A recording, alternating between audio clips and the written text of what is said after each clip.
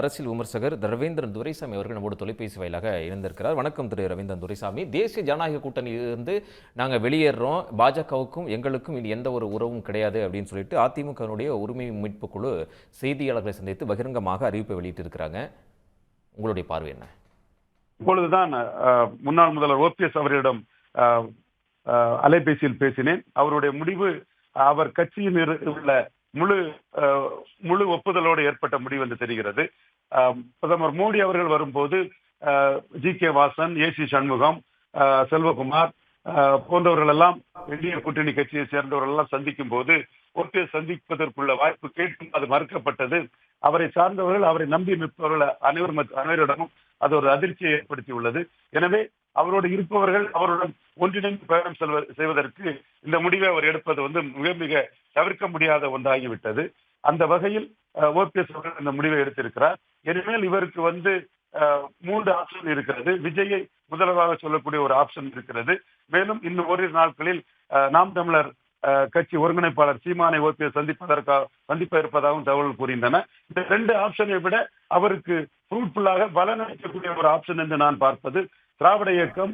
இந்த அடிப்படையில் அவர் சட்டமன்றத்திலே போல் அவருடைய தந்தையார் கலைஞரின் வசனங்கள் மீது ஈடுபாடு கொண்டவர் என்று அவரே கூறியிருந்தார். இன்று தமிழக முதல்வர் மு.க. ஸ்டாலின் அவர்களும் முன்னாள் முதல்வர் ஓபிஎஸ் அவர்களும் ஒரு நடைபயணத்தில் ஒன்றாக சந்தித்த காட்சிகளையும் நாம் பார்த்தோம். இது இயல்பாக நடந்தது என்று நாம் ஒதுக்கிவிட முடியாது. இவர்கள் இரண்டுவரும் ஒன்றிணைய வேண்டும் என்ற எண்ண ஓட்டத்தில் செயல்படக்கூடிய சக்திகள் பின்னணியில் இல்லாமல் இந்த சந்திப்பு நிகழ்ந்திருக்க வாய்ப்பில்லை.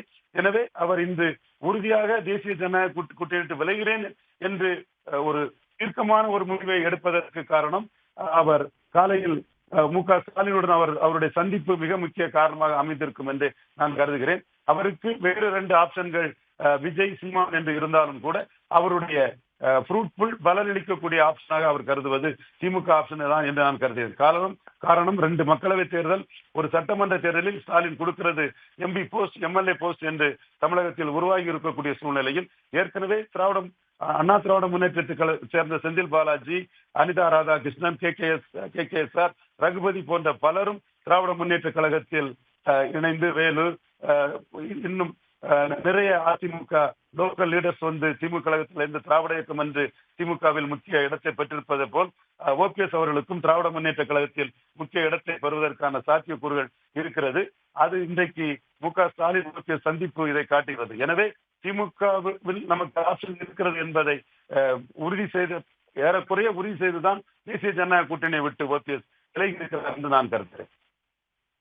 அதிமுகவிலிருந்து ஓபிஎஸ் வெளியேற்றப்பட்டதற்கு முன்பும் சரி, அதற்கு அடுத்ததாகவும் சரி, 2017 தற்போது வரைக்குமே பாஜகவினுடைய அனுதாபி, பாஜகவுடைய ஒரு விசுவாசியாகவே தான் ஓபிஎஸ் செயல்பட்டார் அப்படிங்கிற ஒரு பார்வை இருக்கு. அப்படி இருக்கும் பொழுது இவர் இப்படி ஒரு முடிவை எடுப்பதற்கான காரணம் என்னவா இருக்கும்னு நினைக்கிறீங்க?